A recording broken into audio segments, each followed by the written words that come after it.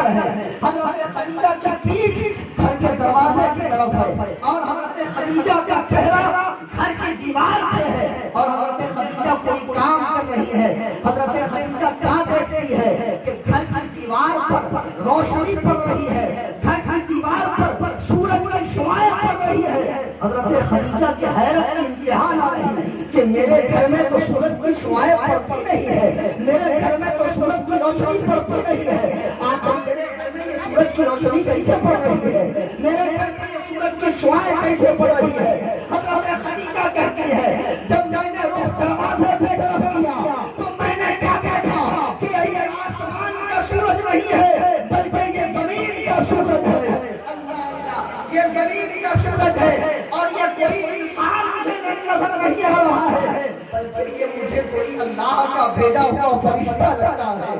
اللہ اللہ, اللہ کا بھیجا ہوا فرشتہ لگتا ہے. جب حضرت خدیجہ نے دیکھا آقا کو دیکھتی ہے, جب دیکھا آقا کو دیکھتی ہے, آقا کریم صلی اللہ علیہ وسلم کھڑے ہیں. آقا کریم صلی اللہ علیہ وسلم پوچھتے ہیں کہ خدیجہ آقا کا نام ہے, میرے چچا ابو طالب نے آپ کے پاس مجھے بھیجا ہے, آپ کا مال لے کر کے مجھے ملک شام جانا ہے کیا. اللہ اللہ, حضرت خدیجہ جب 2 مرتبہ بیوہ ہو چکی تھی تو حضرت خدیجہ نے خواب دیکھا تھا اور وہ خواب کیا تھا, وہ خواب یہ تھا کہ آسمان سے چاند اترا اور وہ حضرت خدیجہ کی گود میں آیا اور حضرت خدیجہ کے ہاتھ سے اس چاند کی روشنی پھوٹ رہی ہے.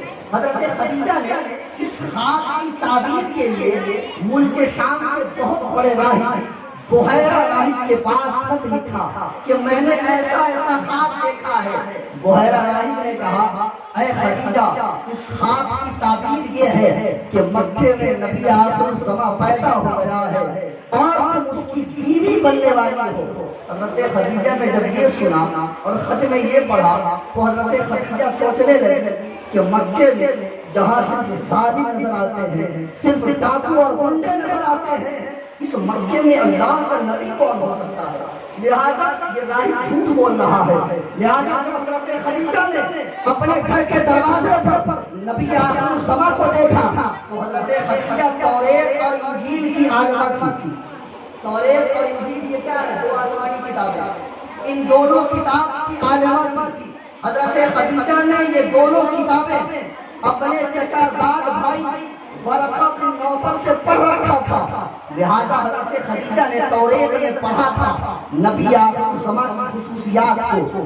جیسے ہی آقا کا چہرہ دیکھا توریت کا وہ چیپٹر دماغ میں آیا کہ میں نے ایسا پڑھا ہے توریت میں. اللہ اللہ, بات فائنل ہو گئی. کل ہو کر کے آقا کریم صلی اللہ علیہ وسلم حاضر ہے حضرت خدیجہ کے گھر.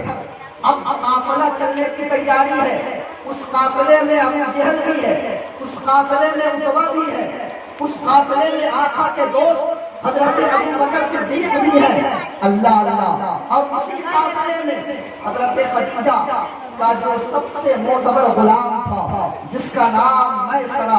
حضرت خدیجہ میسرہ سے کہتی ہے اے میسرہ, میں نے تمہیں مال لے کر کے جب بھی ملک شام بھیجا تو میں نے تم سے کہا کہ مال پہ نگاہ رکھنا, مال کی حفاظت رکھنا, لیکن آج میں تمہیں ملک شام بھیج رہی ہوں تو میں مال کی حفاظت کے لیے تم سے نہیں کہہ رہی ہوں بلکہ جب بھی جانا ملک شام اور آج تم جا رہے ہو تو صرف تمہیں یہ دھیان رکھنا ہے کہ محمد میں عیب کتنے ہیں, محمد میں خرابیاں کتنی ہیں, محمد نے غلطیاں کتنی کی, اس پہ تمہیں دھیان دینا ہے, اس پہ تمہیں نظر رکھنا ہے. اللہ اللہ, قافلہ چلا ہے. اس قافلے میں ابو جہل ہے, عتبہ ہے, میسرہ ہے. آقا کریم صلی اللہ علیہ وسلم کو اس اونٹ پہ بیٹھایا جاتا ہے جو غلاموں جیسا ہوتا ہے اور جس پہ غلام بیٹھا کرتے ہیں. آقا کریم صلی اللہ علیہ وسلم بیٹھے اور میسرہ اس گھوڑے پر بیٹھا جس گھوڑے پر بادشاہ وقت بیٹھا کرتے ہیں. لیکن حضرت خدیجہ نے کہا اے میسرہ, مکہ کی سرحد جیسے ہی ختم ہو یہ جو جس اونٹ پہ تم جس گھوڑے پر تم بیٹھے ہو وہ گھوڑا دے دینا نبی آخر کو, محمد عربی کو, اور جو گھوڑا ان کے حوالے وہ تم لے لینا۔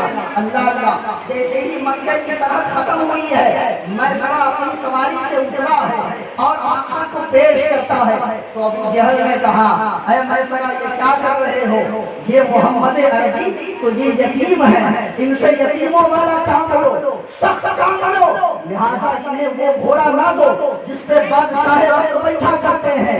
تو میسرہ نے کہا اے ابو جہل، میں تمہارا غلام نہیں ہوں بلکہ خدیجہ کا غلام ہوں، اور مجھے خدیجہ کے حکم کی تعمیل کرنا ہے، لہٰذا مجھ سے جو خدیجہ نے کہا ہے میں اس پہ عمل کروں گا۔ آقا کریم صلی اللہ تعالیٰ علیہ وسلم اس گھوڑے پر سوار ہو گئے ہیں جو گھوڑا سجا دھجا ہوا ہے اور قافلہ چل رہا ہے۔ تو میسرہ کیا دیکھتا ہے؟ نبی آخر الزماں چل رہے ہیں تو بادل ان پہ سایہ کر رہا ہے۔ اللہ اکبر، نبی آخر الزماں چل رہے ہیں تو دھول اڑتی ہے تو ان کا کپڑا گندا نہیں ہوتا ہے، ان کا کپڑا میلا نہیں ہوتا ہے اور ان کے کپڑے پہ مکھی نہیں بیٹھتی ہے۔ کچھ دور اور قافلہ آگے چلا ہے، آقا کریم صلی اللہ تعالیٰ علیہ وسلم ایک خشک کھجور کے سائے میں بیٹھ گئے۔ جیسے ہی بیٹھے ہیں وہ سوکھا ہوا کھجور کا درخت ہرا ہو گیا اور پھلوں سے بھر گیا۔ میں سڑک دیکھ کر کے حیران ہو گیا کہ ارے یہ نبی آخر الزماں جن کا نام محمد عربی ہے، ابھی انہوں نے اپنی نبوت و رسالت کا اعلان نہیں کیا ہے، لیکن ان سے عجب طریقے کی باتیں ظاہر ہو رہی ہیں جو بظاہر معجزہ لگتی ہے۔ اللہ اکبر، قافلہ ملک شام پہنچا، ملک شام پہنچا قافلہ، آقا کریم صلی اللہ علیہ وسلم قافلے میں ہیں۔ اب ہر سال جتنا نفع ہوتا تھا اس کا 100 گنا نفع اس بار ہوا۔ سبحان اللہ، آقا قافلے میں تو 100 گنا نفع ہوا، قافلہ واپس پلٹا۔ اللہ اکبر، جب قافلہ مکہ کی سرحد کے قریب ہے، حضرت خدیجہ اپنی سہیلی نفیسہ کے ساتھ اپنے گھر کی چھت پہ کھڑی ہیں اور انتظار کر رہی ہے قافلے کا، تو کیا دیکھتی ہے؟ قافلہ آ رہا ہے جس کی گرد اڑ رہی ہے، اس میں کسی کا چہرہ نظر نہیں آ رہا ہے لیکن ایک چہرہ نظر آ رہا ہے، ایک صورت نظر آ رہی ہے۔ حضرت خدیجہ نفیسہ سے پوچھتی ہے اے نفیسہ یہ کس کا چہرہ ہے، یہ کس کی صورت ہے؟ تو نفیسہ کہتی ہے خدیجہ تمہیں پتا نہیں ہے یہ محمد عربی کی صورت ہے، یہ محمد عربی کا چہرہ نظر آ رہا ہے۔ جب حضرت خدیجہ کا گھر قریب آ گیا، آقا کریم صلی اللہ علیہ وسلم نے میسرہ کو حضرت خدیجہ کے گھر بھیجا کہ جاؤ قافلے کی رپورٹ دے دو، سب کچھ بتا دو کہ کتنا نفع ہوا، راستے میں کیا کیا ہوا۔ اب جب میسرہ پہنچا حضرت خدیجہ کے گھر، حضرت خدیجہ کہتی ہیں میسرہ بتاؤ میں نے تمہیں بھیجا تھا محمد کے ساتھ، محمد میں تم نے کیا خرابی دیکھی، اس میں عیب کتنے ہیں؟ تو میسرہ کہتا ہے اے خدیجہ محمد میں عیب کی بات کرتی ہو، جب محمد گھوڑے پر چل رہے تھے ان پہ بادل سایہ کیے ہوا تھا۔ اللہ اکبر، حضرت خدیجہ کہتی ہے میسرہ میں تمہیں خوبی بیان کرنے کے لیے نہیں بول رہی ہوں بلکہ عیب تھا، محمد میں عیب کتنے ہیں؟ تو میسرہ کہتا ہے خدیجہ محمد میں عیب کی بات کرتی ہو، جب محمد سوکھے کھجور کے پاس بیٹھے تو سوکھا کھجور ہرا ہو گیا اور سوکھا کھجور پھلوں سے بھر گیا۔ میسرہ سے حضرت خدیجہ کہتی ہے اے میسرہ میں تم سے یہ باتیں سننا نہیں چاہتی بلکہ محمد کے عیب تھا، محمد میں عیب کتنے ہیں؟ تو میسرہ کہتا ہے اے خدیجہ محمد میں عیب کی بات کرتی ہو، اگر میرے ایک ہاتھ میں تو چاند رکھتے اور دوسرے ہاتھ میں سورج رکھتے اور کہے کہ محمد میں عیب بتا تو روئے زمین پر میں نے صرف ایک انسان دیکھا ہے محمد کی صورت میں جس میں کوئی عیب ہی نہیں۔ سبحان اللہ، سبحان اللہ، سبحان اللہ، صرف ایک انسان دیکھا ہے محمد کی صورت میں جس میں کوئی عیب نہیں ہے۔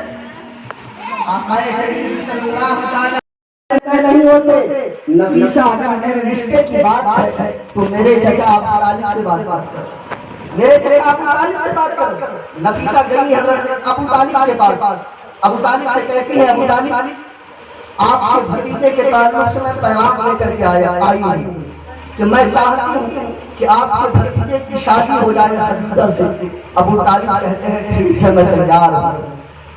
رشتہ فائدہ تاریخ طے ہو گئی جس دن آقا کریم صلی اللہ علیہ وسلم کا نکاح ہے، اس دن آقا کا گھر سوگوار ہے۔ آقا کریم صلی اللہ علیہ وسلم کے چچا ابو طالب کی آنکھیں بھیگی ہوئی ہے۔ آقا کریم صلی اللہ علیہ وسلم کے دوست حضرت ابو بکر صدیق گئے اور جانے کے بعد پوچھتے ہیں ابو طالب یہ گھر کے وقت کا ماحول کیسا ہے، آپ کی آنکھوں میں آنسوؤں کے قطرات کیسے ہیں؟ تو ابو طالب کہتے ہیں ابو بکر آج تمہارے دوست محمد کی شادی ہے، اس کا نکاح ہے، لیکن کوئی ایسا جوڑا نہیں ہے جسے پہن کر کے محمد خدیجہ کے گھر دولہا بن کر کے جائے۔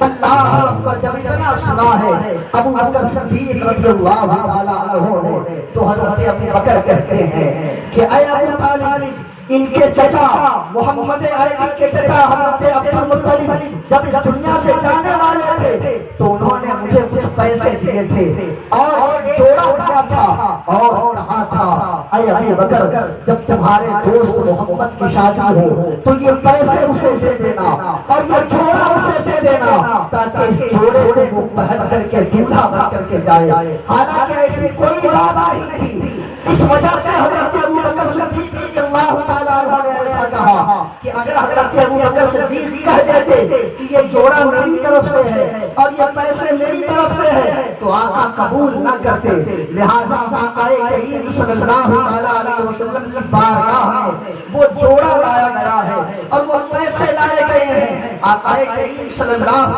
علیہ وسلم اپنے دوست ابو بکر صدیق کا جوڑا پہن ہی رہے ہیں کہ حضرت خدیجہ کے گھر سے ہیرے جواہرات سے سجا ہوا جوڑا آ گیا۔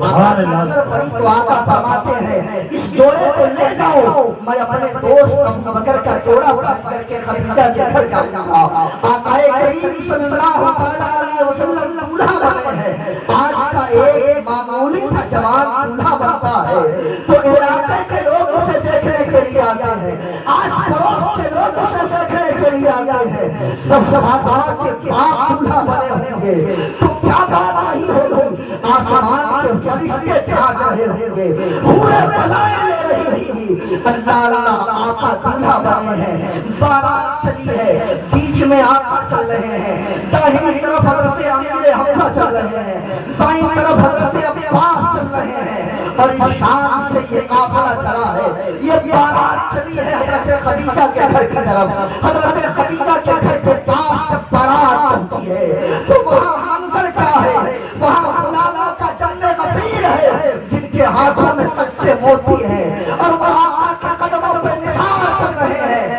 آقا کریم صلی اللہ علیہ وسلم نے 25 سال کی عمر میں 40 سال کی بیوہ حضرت خدیجہ سے نکاح کر کے دنیا والوں کو پیغام دے دیا، اے دنیا والوں، بیوہ منحوس نہیں ہوتی ہے، بیوہ سے شادی کر لو، بیوہ سے نکاح کر لو، اسے زمین کی پستیوں سے اٹھا کر آسمان کی بلندیوں پہ پہنچا۔ سبحان اللہ سبحان اللہ۔ میرے آقا نے یہ کر کے دکھایا ہے، میرے آقا نے یہی پیغام دیا ہے۔ یہ نہیں 25 سال کا جوان ہے وہ 18 سال کی لڑکی سے ہی شادی کرے گا، اور جب شادی ہو گئی، نکاح ہو گیا تو حضرت خدیجہ کے پاس جتنا مال تھا، جتنی دولت تھی، سب آقا کے قدموں میں حضرت خدیجہ نے ڈال دیا۔